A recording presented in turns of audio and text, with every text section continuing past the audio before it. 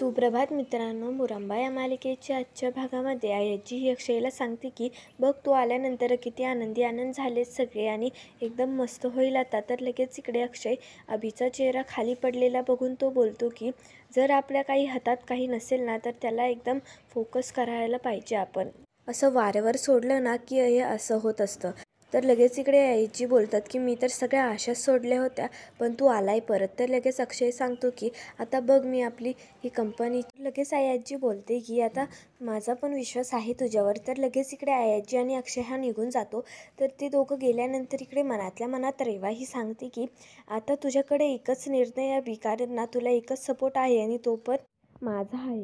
तर इकडे रमा ही भूषणला भेटायला येते. तर लगेच इकडे अथर्व पण तिच्या मागून येतो आणि ते दोघांचे बोलणे हे ऐकत असतो पण त्याला ऐकू येत नसतं म्हणून तो व्हिडिओ काढतो. तर इकडे रमा सांगते की तुम्हाला समजलं ना आता काय करायचंय ते. तर इकडे भूषण सांगतो की हो मला माहिती आहे, तुम्ही टेन्शन नका घेऊ, तुम्ही जा आता.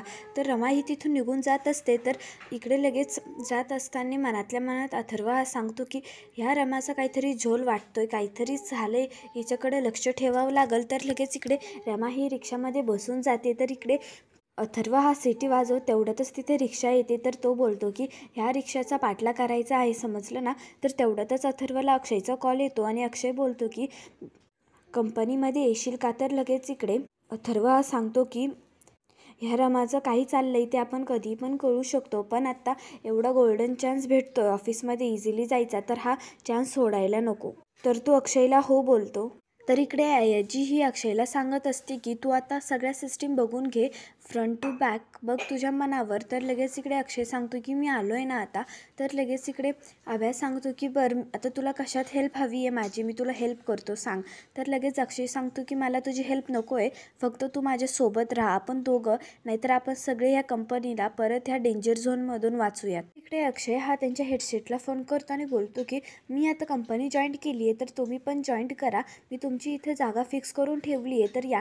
तर ते ऐकून इकडे अभि त्याला नाही बोलत असतो. तर इकडे लगेच तो कॉल ठेवत इकडे अभि सांगतो की काय करतोय अरे तू, त्या हेडसेटला फोन केलं होतं का. अरे ऑलरेडी आपल्याकडे तो एक आहे, म्हणून आता यांची गरज काय आहे. आणि तसं पण ना हे जुने होते, आता गेलेत तर जाऊ दे ना, आणि तशी पण जागा मोकळी नाही आहे. तर लगेच इकडे अक्षय सांगतो की आता मी जॉईन केली आहे ना तर मला माझी स्ट्रॅटर्जी घेऊ देत ना, मला माझे निर्णय मला माझे घेऊ देत. आणि हे जुने यंगस्टर आले तर त्या नवीन तू ठेवलाय ते तशी त्यांच्या हाताखाली थांबेल, म्हणजे तो पण एक नवीन मग त्यांच्याकडूनच सगळं शिकवेल ना त्याला, म्हणूनच मी त्यांना बोलवते आणि मी डायरेक्टली त्यांना काढवत नाहीये. तर लगेच इकडे अभि हा शांत बसलेला असतो. तर इकडे तेवढ्यातच सौरभ तिथे येतो आणि अक्षय हा सांगतोय की मी तुम्हाला याच्यासाठी बोलवलं होतं की आता मी इथे नवीन जॉईंट झालोय, सो आता मग मी परत माझा ओल्ड स्टाफ इथे बोलवतोय. सो मग त्या ओल्ड स्टाफने तुम्ही ते चीफ आहेत त्यांच्या हाताखाली तुम्ही हेल्प करा त्यांची आणि थोडा एक्सपिरियन्स गेन करा, म्हणजे तुम्हाला पण काही माहिती होईल. तर लगेच तो सौरभ बोलतो की मी दुसऱ्याच्या हाताखाली कंट्रोलमध्ये राहणार नाहीये, ते माझं आहे ना ते माझंच आहे. आणि हॅलो, मी इथे होऊन नाही आलेलो, मला अभिषेक सरांनी अप्लाय केलं होतं, सो म्हणून मी आलोय. तर लगेच इकडे अक्षय सांगतोय की पण तो नाही काढणार तर मी काढू शकतो ना, म्हणून आता मी तुम्हाला हे कंट्रोल नाही करायचं ना, मग तुम्ही हा जॉब सोडू शकतात. तर इकडे लगेच तो सौरभ सांगतो की अभिषेक सर तुम्ही हे चांगलं नाही केलं माझ्यासोबत. तर लगेच अभि सांगतो की असं काही नाही आहे, आपण नंतर बोलू. तर लगेच अभि त्या सौरभला तिथून घेऊन जातो. तर इकडे रेवा सांगते की तू खूप अर्जंटली डिसिजन घेतोय, ते रॉंग पण असू शकतात ना, थोडा विचार कर. तर लगेच अक्षय सांगतो की तू फ्लोअर मॅनेजर आहे रेवा, सो मग तुला ते काम दिलंय तेच तू कर. तर लगेच इकडे तेवढ्यात अथर्व येतो. तर अथर्वला बघून इकडे आयजी आणि अक्षयला आनंद होतो. तर अथर्व हा ते ऑफिस बघून बोलतो की एकदम मस्त ऑफिस आहे हे. तर इकडे लगेच अक्षय हा आयजीला सांगतो की मला जो कोणी एवढं मोटिवेट केलंय ना ही कंपनी जॉईन करायला तर तो अथर्वच आहे. तर जर याने काही सांगितलं नसतं ना तर मी काश विचार पण नसता केला, मला समजलं पण नसतं की मला हा स्टाफ किती मिस करतोय, अजून पण त्यांच्यावर प्रेम आहे माझ्यावर. तर लगेच इकडे अथर्व सांगतो की तू आत्ताच एवढा पॉझिटिव्ह दिसतोय, मग नंतर पण तू पॉझिटिव्हच असशील ना. तर लगेच तेवढ्यात अक्षय तिथून पेढे देतो आणि तो अथर्वला भरवतो. तर लगेच इकडे रेवाला बघून अथर्व हा सांगतो की मस्त आहे पेढा. तर इकडे अक्षय हा मनात त्याच्या स्टाफला समजावत असतो की नेमकं काय करायचं. तर इकडे मनातल्या मनात अथर्व हा सांगतो की अक्षय तू मला स्वतःहून इथे बोलवलेलं आहे, आता इथे फक्त बघूयात मुकादमांचं नाव राहतं की अथर्वचं नाव राहतं. तर इकडे आयाजी अक्षय हे सगळे घरी येतात. तर लगेच इकडे आयाजी पुढे गेल्यानंतर रेवा ही अक्षयला सांगते की मी तुला काय सांगितलं होतं सकाळी की जोपर्यंत रात्रीपर्यंत तू जर ह्या अथर्वला बाहेर काढलं तर मी हे कोणालाच नाही सांगणार, पण आता तू ते केलेलंच नाही आहे, तर मग मी आता जाऊन सगळं सांगेल आयाजीला. तर लगेच इकडे अक्षय सांगतो की तू बिनधास्तपणे जाऊ शकते कारण तुझ्यावर कोणी विश्वासच ठेवणार नाही आहे. तर लगेच रेवा सांगते की बघ मग मी आता काय करते ते. तर लगेच तिथून रेवा ही आयाजीकडे येते आणि तेवढ्यात तिथे अक्षय येतो. तर रेवा ही आयाजीला सांगते की आयाजी आपल्या सर्वंट रूममध्ये ह्या अक्षयने पंकज काकांना लपून ठेवलेलं आहे. तर ते ऐकून इकडे आयाजीला धक्का बसतो. तर ती आयाजी लगेच अक्षयला विचारते की हे खरी बोलते का. तर लगेच इकडे अक्षय सांगतो की ही खोटं बोलते, जो माझ्या बापावर हल्ला करेन मी त्याच गुन्हेगाराला माझ्या घरात का आणून ठेवू. तर लगेच इकडे रेवा सांगते की बरं तुम्हाला याच्यावर विश्वास नाही ना, चला मग मी तुम्हाला दाखवते. तर आयाजी बोलते की अरे अक्षय काय बोलते ही. तर लगेच इकडे अक्षय सांगतोय की खोटं बोलती आयाजी ही. तर इकडे आयाजी रेवा आणि अक्षय हे सर्वांट रूममध्ये येतात. तर लगेच इकडे रेवा ही पंकज काकांना आवाज देते आणि बोलते की पंकज काका टाइम अप झाला, या बाहेर आता तुम्ही. तर पंकज काका हे नसतात. तर इकडे आयाजी सांगतात की कुठे रेवा. तर लगेच पंकज काका नसल्याचं बघून लगेच अक्षय हा सांगतोय की मी तुला सांगितलं होतं की हे खोटं बोलतीये म्हणून. तर लगेच रेवा सांगते की तुम्ही माझ्यावर बिलीव्ह करा, मी खरंच सांगते की ते पंकज काका इथेच होतात. तर लगेच आयाजी सांगतात की तेवढा विश्वास होता तेवढा पण विश्वासघात केला तू, आता तू अवघड आहे रेवा. तर ते बोलून तिथून आयाजी निघून जाते. इकडे तिला बघूनच इकडे अक्षय हा पण निघून जातो. सगळे हॉलमध्ये बसलेले असतात. तर इकडे पंकजला एक संताचं रूप दिलेला असतो. तर इकडे आयाजी सांगतात की कोण हे महाराज. तर लगेच अक्षय सांगत असतो की हे खूप मोठे महाराज आहे, कारण ना आपण एवढी मोठी ट्रीटमेंट देतो तरी शशिकांत मुकादम हे त्यांना नीट रिझल्ट येत नाही आहे, पण म्हणून मी यांना विनंती करून आणली इथे. ते 8-10 महिने तिकडेच हिमालयात राहतात, इकडे 2 महिनेच फक्त ते इकडं कुठंतरी असतात, म्हणून मी त्यांना इथे आणलं आहे. पण आता ना बघ तू शशिकांत मुकादम हे कसे लवकर बरे होतात ते, कारण यांच्याकडे ना खूप फॉर्म्युलाज आहे मेडिसिनचे. लगेच अक्षय सांगतो की आता हे आपल्याच घरी राहतील. तर लगेच आयाजी बोलते की काय. तर लगेच अक्षय सांगतो की आई आजी, जे आपल्या घरात ते लोक नको आहे ना ते आपण घरात ठेवलेत, आणि ज्यांना आपण घरात ठेवायला हवं आता ठेवतोय, तर मग हरकत तरी काय.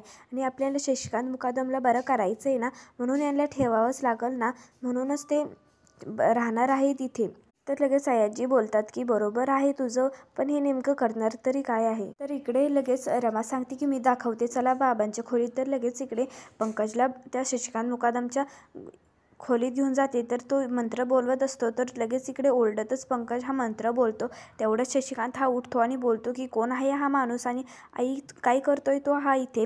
तर लगेच इकडे पंकज सांगतो की तुझ्या मनातले जे घाण विचार आहेत ते काढायला मी आलेलो आहे. तर लगेच इकडे शशिकांत हा सांगत असतो की मला हा खूप इरिटेट करतोय, आई याला बाहेर काढा, कोणी आणलंय याला इथे. जे तुला हे नेप्सूल आहे ना ते नेप्सूल नसून तर ते एक वृक्ष, आयुष्याचं वृक्ष आहे. तू जाणी ह्या मुळे तुझ्या अंगात आहेत आणि तू त्या वृक्षाच्या खाली शांतपणे झोपलाय, तू थोडा विचार कर बालक. तर लगेच इकडे शशिकांत हा बोलत असतो की बछडा याला बाहेर काढ, तू आणलं का याला.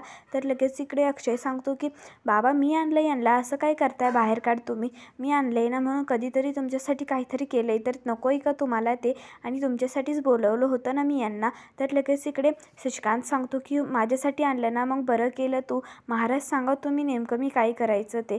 तर इकडे सगळ्यांना आनंद होतो. लगेच इकडे पंकज हा सांगतो की तू आता शांतच बसायचं, कधीही ओरडायचं नाही. तर लगेच शशिकांत सांगतो की महाराज पण मला माझ्या बायकोला बघितलं मला चीड येते. तर लगेच पंकज सांगतो की मग ते आतमध्येच ठेवायचं, बाहेर नाही काढायचं ते. तर लगेच इकडे ओरडतच इकडे शशिकांत सांगतो की कोणी आणलं याला बाहेर काढा ना, मला त्रास होतोय, नाहीतर मी हे सलाईन फेकून देईल. तर लगेच इकडे पंकज हा चिडत उठून बोलतो की काय चाललंय याचं, हा माझं ऐकूनच घेत नाही आहे, कधी केव्हापासून ओरडतोय, आणि जर मी याला जर माझं ऐकलं नाही आणि तर हा बरा कसा होणार. तर इकडे लगेच अक्षय सांगतो की महाराज प्लीज तुम्ही काहीतरी करा, आणि जर मी याला काही ठीक नाही करणार, ऐकत नसेल तर मग इथे थांबायचा पण काही माझा उल्लेखच नाही आहे, निघालो मी आता. तर लगेच इकडे सीमा बोलते की महाराज प्लीज थांबा, तुम्ही असे रागून जाऊ नका, तुम्ही प्लीज यांना बरं करा. तर लगेच इकडे आयाजी पण ही हात जोडून बोलते की हो महाराज तुम्ही प्लीज माझ्या मुलाला समजावून घ्या थोडं, आणि आपण जे करतोय ना ते हळूहळू करूयात, कारण ना त्याला त्रास होत असेल, म्हणून तुम्ही प्लीज इथे थांबा. तर लगेच पंकज सांगतो की जर आपण बोलत असेल तर मी इथं थांबायला तयार आहे. तर लगेच शशिकांत सांगतो की आता हा कशाला इथे थांबतोय आई. तर लगेच इकडे आयाजी ही शशिकांतला समजावत असते. तर इकडे रात्री हा अक्षय हा परत दारू पिऊन आलेला असतो. तर लगेच रमा ही चिडचिड करत बोलत असते की तुम्ही परत दारू पिऊन आला ना. तर लगेच इकडे बाहेर येत सीमा सांगते की का ओरडत होती त्याच्यावर. तर लगेच रमा सांगते की कारण ते दारू पिले होते आज परत. तर लगेच सीमा सांगते की मग पिऊ देत ना, काय झालं. तर लगेच इकडे ओरडतच रमा सांगते की मला माझं नातं टिकवायचं आहे, तुमच्यासारखं नाही तोडायचं मला. तर ते ऐकूनच इकडे सीमाही ओरडत रमा हात उचलते तिच्यावर. तर लगेच ते पाहून इकडे सीमाला धक्का बसतो आणि रमाला पण. तर मित्रांनो, आजचा भाग कसा आवडला ते कमेंट करून नक्की सांगा आणि आपल्या मराठी मावळा चॅनलला नक्की सबस्क्राईब करा. धन्यवाद.